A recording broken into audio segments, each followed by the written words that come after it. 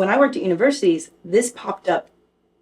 This, in my opinion, is one of the reasons why mental health struggles happen for people in a surprising way in college, because maybe they went through high school and went through all those things, didn't struggle, kind of were able to get through, get by, didn't disappoint anybody or themselves because they were just smart enough to do that.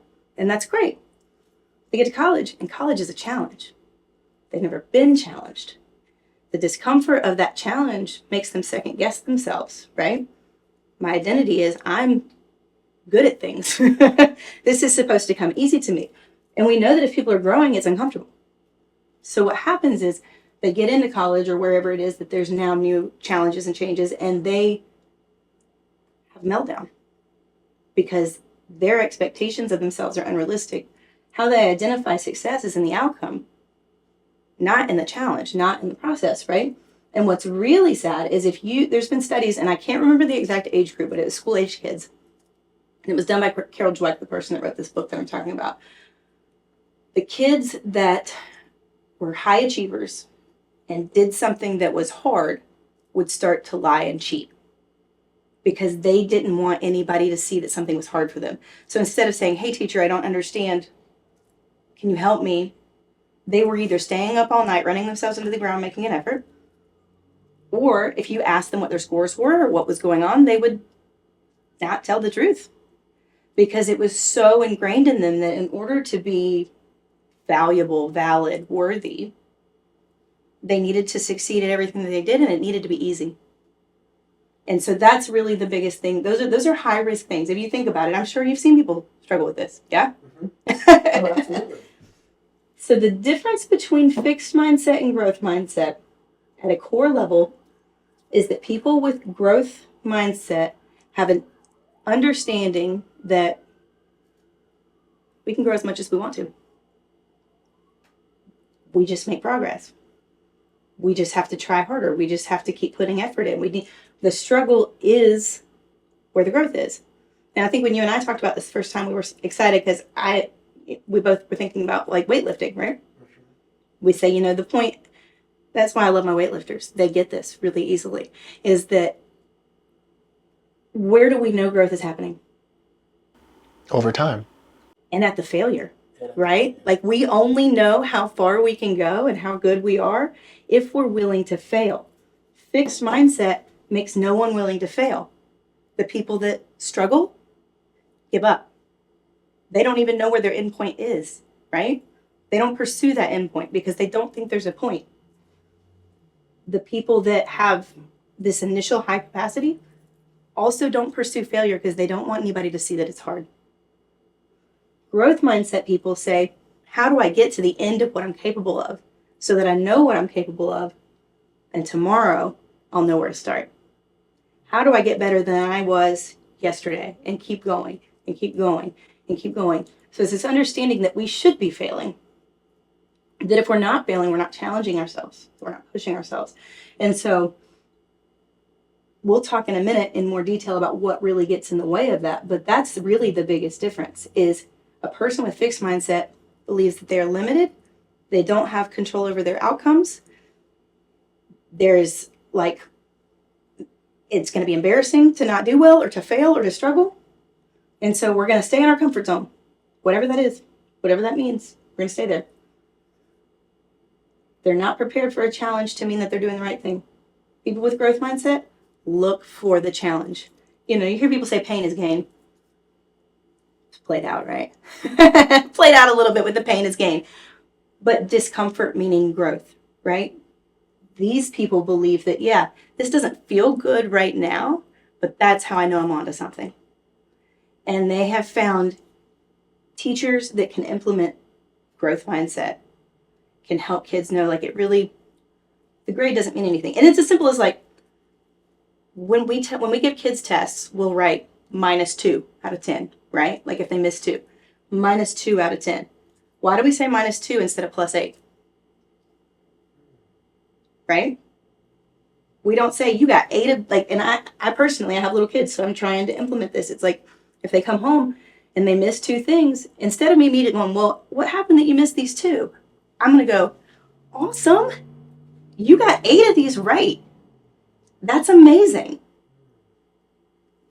And we're not saying just let people by and not like hope more for them. But we're going to say, like, look at what you did well. So it's all about perspective.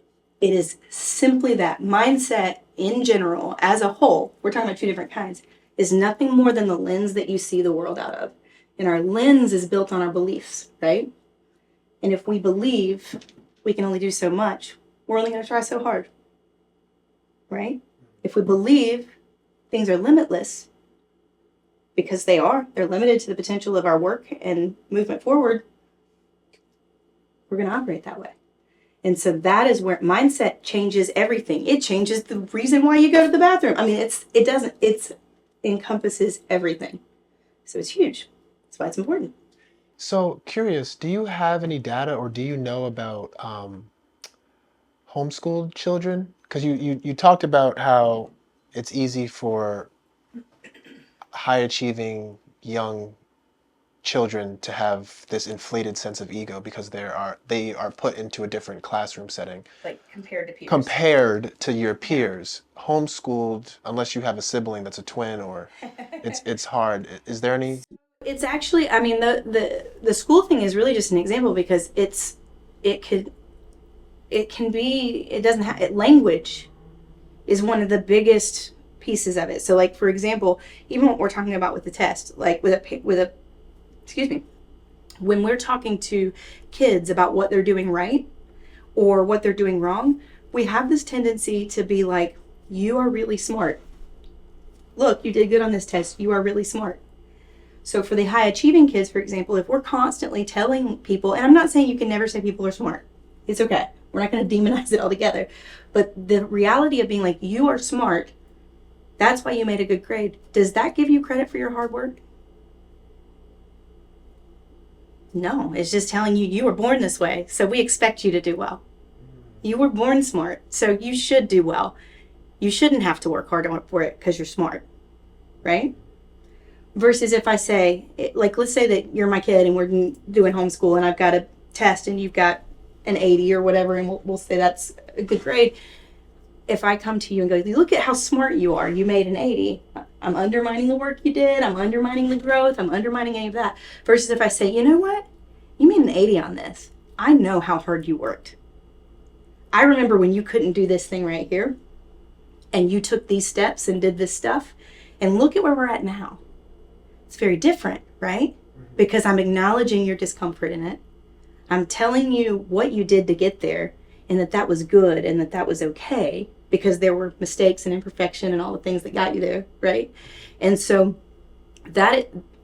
simple as that. Homeschool could be a great place for growth mindset or a great place for fixed mindset. Depends on the relationship between the people, the language that they use, the way they approach problems, right? And also if they do poorly, like a kid that's smart, someone in homeschool or any other setting may be like, how could you make a grade like this? You are smart. So you're saying, so you're lazy if you're smart and you struggle with, like, no, we want you've got to go to somebody and say, hey, what happened here? I know usually you work really hard and you're able to figure it out. What got in the way of you making a good grade here? Very different. Same conversation. We're trying to figure out like what happened and how we can help you move forward. But one of them acknowledges like it's normal to have some kind of struggle or to be challenged. And it's okay if you aren't where you're supposed to be right now, because we need to figure out what you need in order to get where you want to go.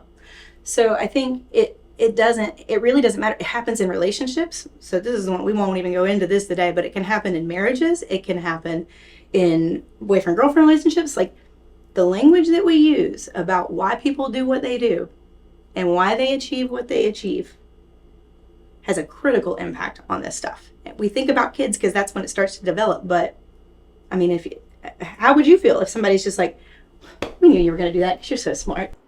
Yeah. Versus, man, I'm so glad all those late nights paid off. I know that you like really got in there and did the work, and that must not have been easy. So the type of dialogue is important. Word choice is very important. Yeah, because one of them assumes it's just who you are. It's just in like, you got this. And so then like, it's very isolating for someone who is smart, IQ wise, or is that assumed person, because they're like, nobody thinks I should have to work hard. So I can't let anybody see me struggle. I can't let anybody see me work hard. I have to put on this face that like everything's fine, until they're backing up and feeling like nobody knows that my truth. Nobody knows that this is hard for me. And if they know that it's hard for me, they might not like me anymore. They may not believe in me anymore. And so they start to back themselves into a corner. And this is what I see at universities, where they just let it pile up and don't show because they don't think they're supposed to. Interesting. So acceptance from our environment seems to be very important. So, and I want to, this one we'll use caution with that, because I believe that you can control your own mindset and choose not to buy into that stuff. So I want to make sure that we say that everybody has their own control over this. But if you are raising children, or you are trying to create a certain kind of environment with your family or with your friends or whatever, it's critical. You're going to have better outcomes if the environment is supportive. If you're a parent that goes, how do I help foster this? Versus somebody that doesn't have a vision for it. And I think that's the biggest mistake. Most people aren't going, I want my kid to have a fixed mindset. I've never met anybody that says, I want my kid to feel like they have limited potential and that their work doesn't mean anything and all of that stuff. But most of us, that's what we've experienced, right? Like that's what we've learned. We've learned that it's what's on the resume or what's on the report card or all these different things mean something. And we want people to be successful. And so because that's how we're judging it, we just naturally default to that, right? And so you have to make a really conscious effort to go, what language am I using? What message am I sending? When they have a bad day, or the day that they don't make an A, or that they don't do well, like, what's going to happen?